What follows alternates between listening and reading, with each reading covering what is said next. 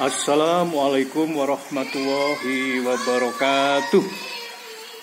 Sugeng sonten dulur-dulur para pecinta channel Rusman. Kali ini saya ingin mengajak Anda semuanya untuk berdiskusi tentang wayang. Wayang itu salah satu budaya produk asli leluhur kita ya, tentang Mahabharata, Bharatayuda, bercerita tentang sosok Semar, bercerita tentang sebagian Ramayana dan sebagainya. Namun semuanya itu oke lah. Salah satu sedikit bocorannya akan saya sampaikan pada teman-teman.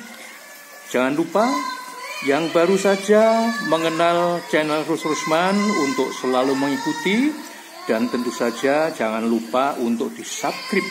Berharap semoga bermanfaat bagi orang banyak.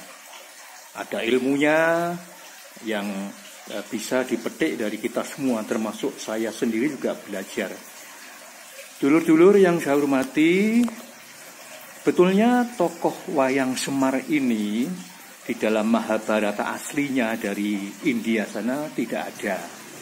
Jadi tokoh Semar ini adalah asli ciptaan dari para pujangga Jawa.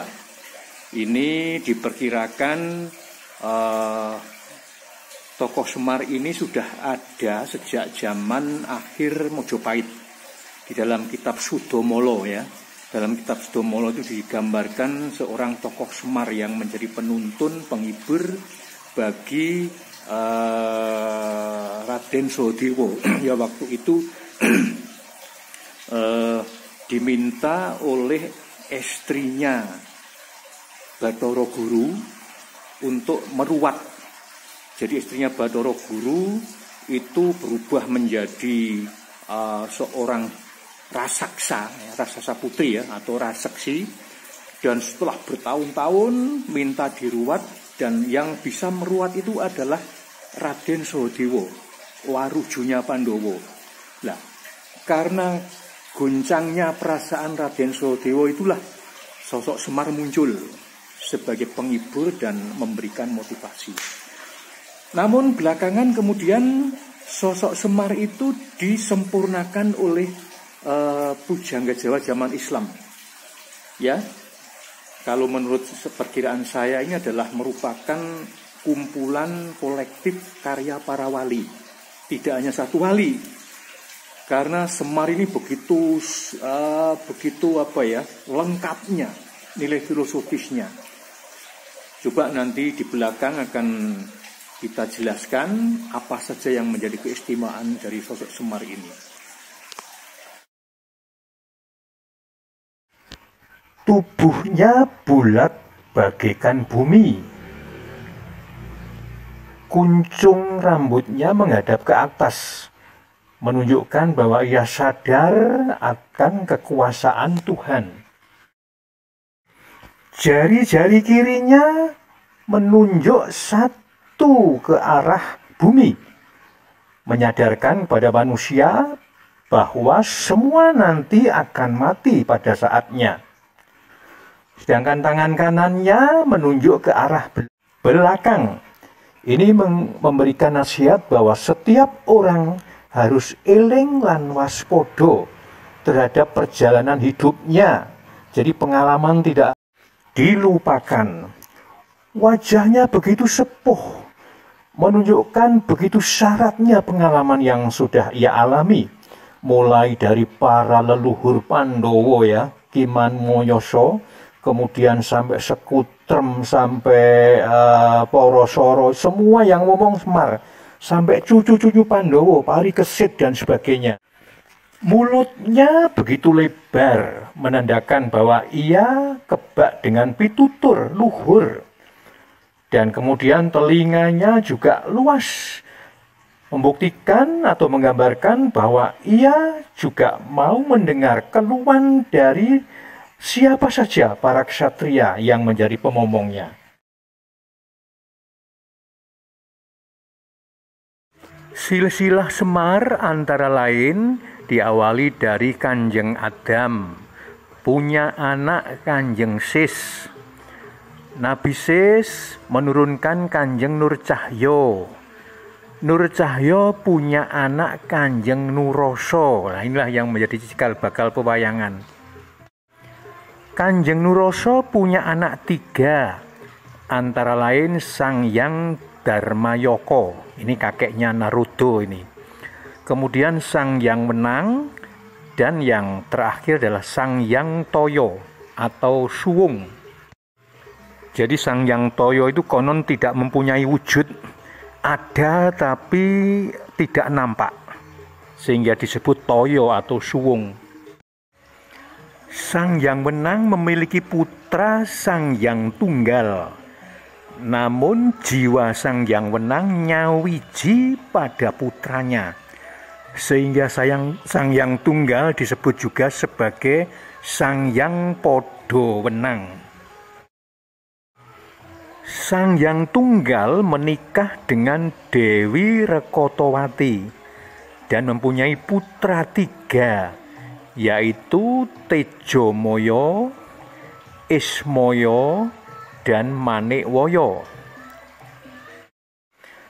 Karena kesalahannya, Tejomoyo dan Ismoyo mendapatkan hukuman untuk turun ke bumi. Suatu hari,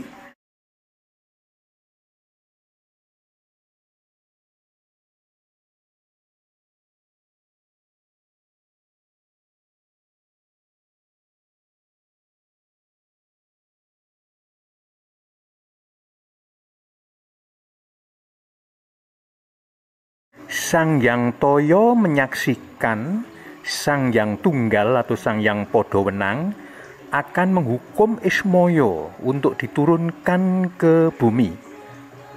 Maka atas seizin Sangyang Wenang, ia manjing ke sariro Ismoyo. Sambil menunggu waktu yang tepat untuk turun ke bumi, Ismoyo dimuliakan di tempat Sangyang Toyo yang disebut alam Sonyoruri. Sejak saat itu Ismoyo bertempat tinggal di Sonyoruri sampai ribuan tahun lamanya. Sangyang Toyo pun menyatu ke dalam diri Ismoyo. Tentu saja Ismoyo menjadi sangat sakti dan sangat dihormati oleh semua dewa, termasuk oleh ayah dan kakeknya sendiri, yaitu Sangyang Wenang.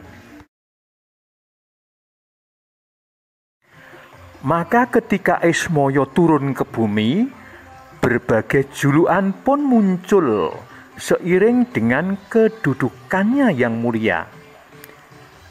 Misalnya ia disebut sebagai Semar, yang berarti sejatine wis datan samar. Datan samar marang obah owahing lelakon. Disebut juga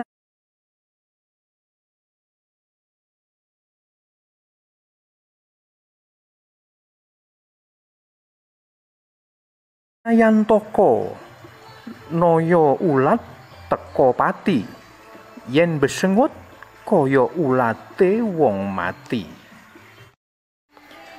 Semar disebut juga sebagai Bodronoyo, Bodro rembulan noyo ulat, yen mesem kaya pepadangi rembulan. Dudo nanang nunung, dudu wadon dudu jalu, kalamun jaluwa jojo mungal lir pawestri, yen pawestri ora kekuncung gegombaan. Wong boga sampir artinya dewa nyarira jalma, manungsa kang umur dewa. Juga dijuluki sebagai juru dyah punto prasonto, artinya narimo Kang Sagung Tumitah, artinya dia pemomongnya satrio-satrio agung gitu ya. Kemudian ada juga disebut Tan Kasdu jumeneng Narendra ing kahyangan, nanging tekan Kang Cinipta rampung Kang Sinedya. Jadi walaupun dia bukan rajanya di kahyangan Suralaya, tapi mengalahkan pengaruhnya sang raja kahyangan Suralaya itu, yaitu Bathara Guru atau Manikwoyo adiknya. Dulur-dulur, Semar memang sengaja Cinipta sebagai tokoh yang istimewa, bukan saja secara psikis namun juga secara fisik. Coba lihat saja dari penampilannya yang ibarat tan kiniro alang ujure. Memandang wujudnya Semar di wayang kulit misalnya, kita akan tersenyum sendiri. Penampilan Semar dalam pewayangan sangat unik. Coba dilihat. Ia berkuncung seperti anak-anak, tetapi juga berwajah layaknya orang yang sangat tua. Ia tertawa, tetapi tertawanya selalu diakhiri dengan tangisan. Di matanya Semar terlihat menangis, namun ternyata mulutnya nampak tertawa. Dan lihatlah juga, tubuhnya seperti berdiri, tetapi juga sekaligus ia berjongkok. Nah, nampak aneh dan unik kan? Ya, itulah memang Semar. Meskipun Semar kelihatan aneh, namun Semarlah satu-satunya dewa yang memegang amanah Mustika Mani Astagina yang murni, yang terdiri dari 8 daya gaib yang kemudian terikat sebagai kandungan kuncung janggan di kepalanya. Kedelapan sifat gaib itu diantaranya adalah ora bakal kaluwen, artinya tak akan lapar. Ora bakal keturun, artinya tak akan pernah ketiduran. Ora bakal kesusahan, artinya tak akan pernah bersedih. Ora bakal nisto, artinya tak akan bertindak jelek.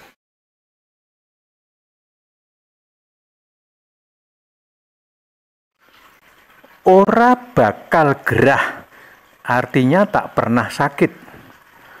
Ora bakal kepanasan. Ora bakal kademen, tak akan pernah kedinginan. Dan yang ke-8 adalah ora bakal kayungyung, artinya tak akan pernah jatuh cinta.